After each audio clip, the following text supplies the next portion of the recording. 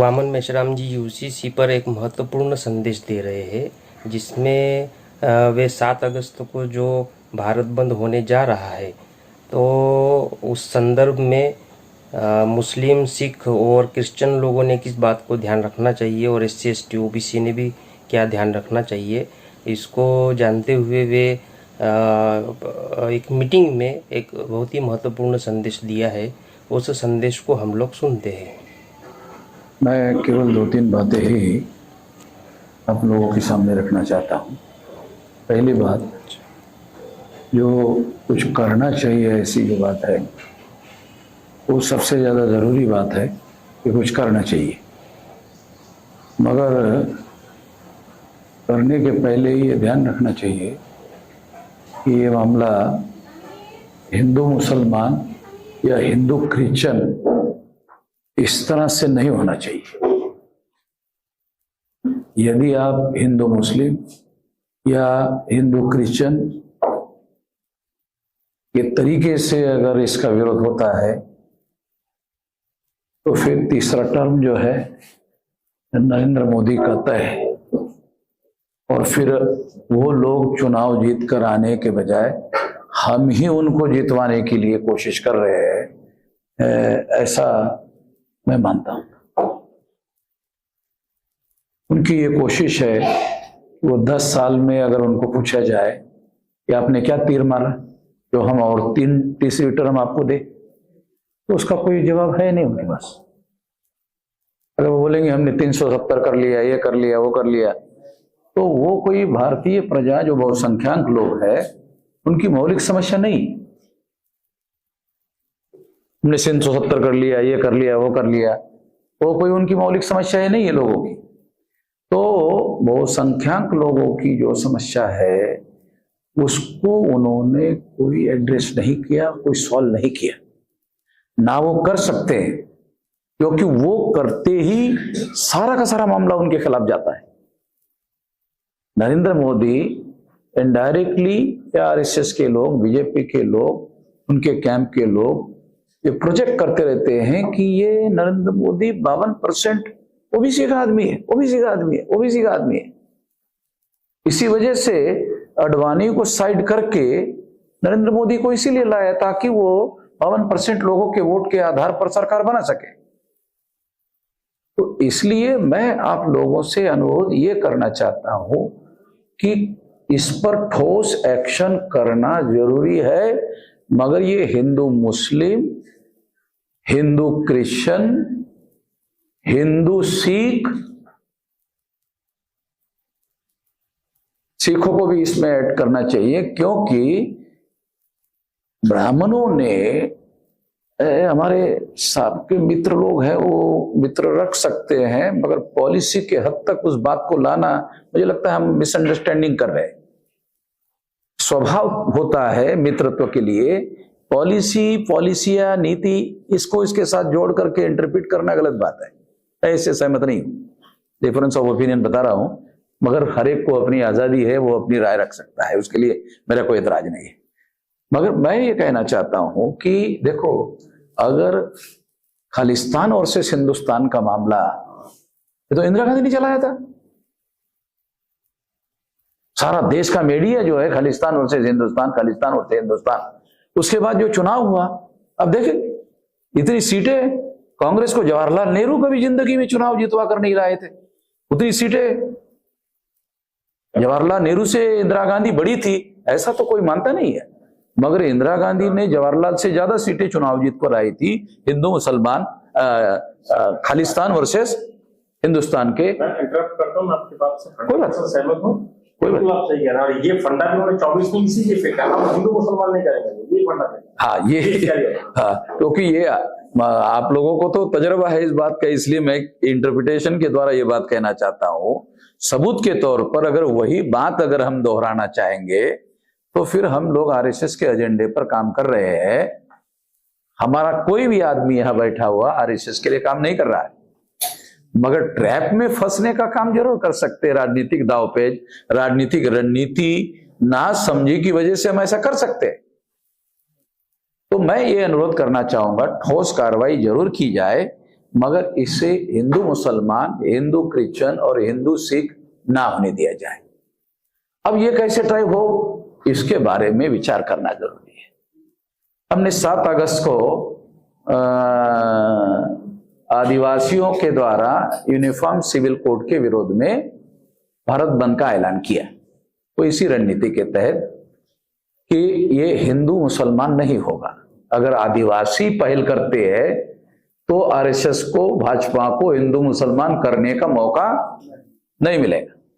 ये आदिवासी कर रहे हैं भारत बंद, कम और ज्यादा हो सकता है, मगर वो तो अपनी भावना कह रहे हैं कि भाई हमारा कस्टमरी लॉ है आदिवासियों का।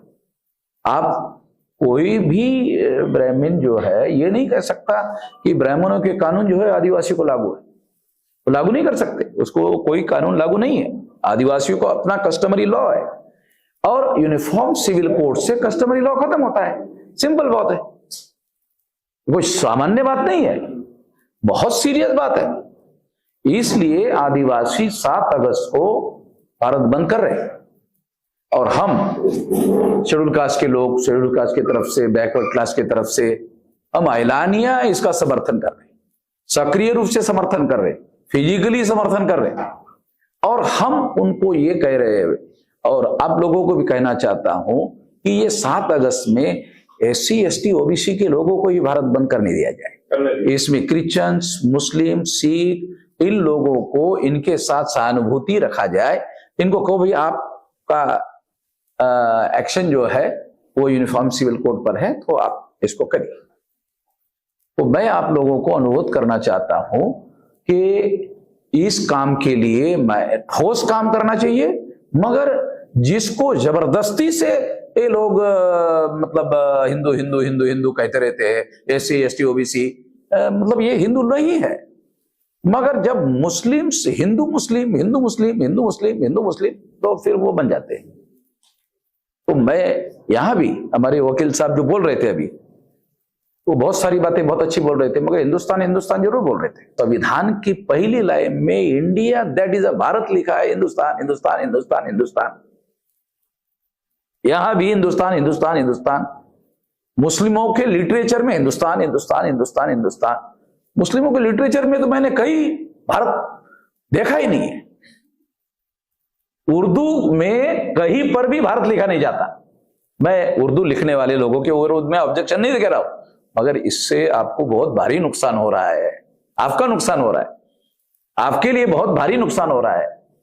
इस पर आप विचार करिए। ये इनडायरेक्टली आरएसएस को और बीजेपी को हिंदू राष्ट्र बनाने में सपोर्ट कर रहा है, कोट कर रहे हैं, हाँ सपोर्ट कर रहा है। मैं आपको अपनी बात कह रहा हूं, इससे उनको साथ सहयोग मिल रहा है। हम साथ सहयोग में नहीं है, उनके हिंदू राष्ट्र के साथ सहयोग में नहीं है, क्योंकि हिंदू राष्ट्र नहीं है।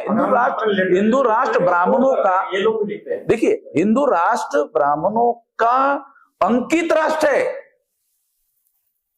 ये बात जो है, हिंदू राष्ट्र का अर्थ होता है ये ब्राह्मणों का गुलाम राष्ट्र।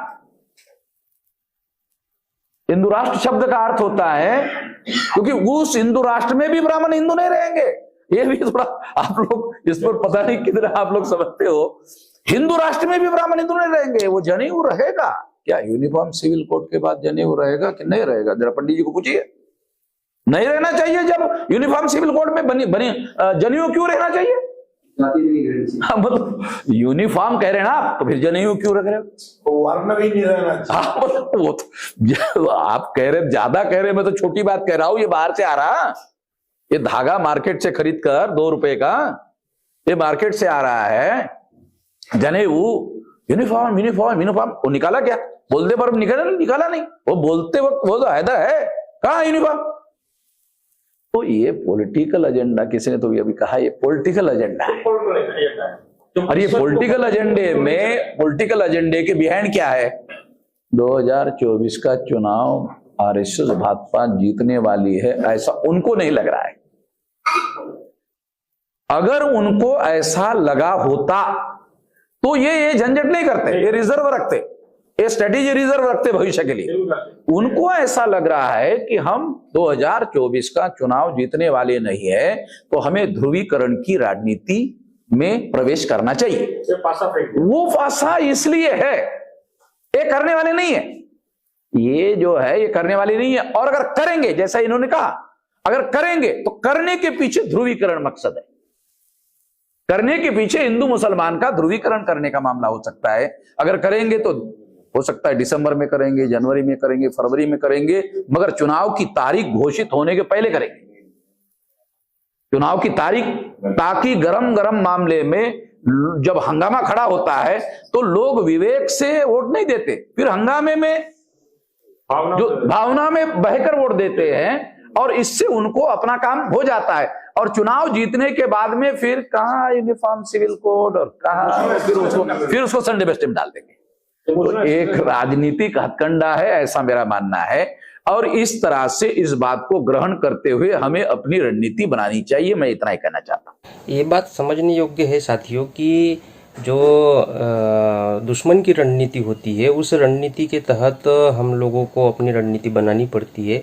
और दुश्मन जब चाहता है कि हिंदू मुस्लिम का मामला खड़ा हो चुनाव के पहले, तो उसे रोकने का तरीका क्या है? उसका तरीका ये है कि मुस्लिम सड़क पे ना उतरे, बल्कि उन्होंने इस बात का भी ध्यान रखा, मेश्राम साहब ने जैसा बताया है, कि सिख और क्रिश्चियन भी इसके विरोध में ना उतरे, बल्कि उन्होंने इसके तहत SC/ST OBC ने विरोध करना चाहिए। तो आदिवासियों के कस्टमरी लॉ को लेकर भारत बंद रखा है, जिससे हिंदू मुस्लिम मामला खड़ा नहीं होगा और बीजेपी को इससे फायदा नहीं होगा।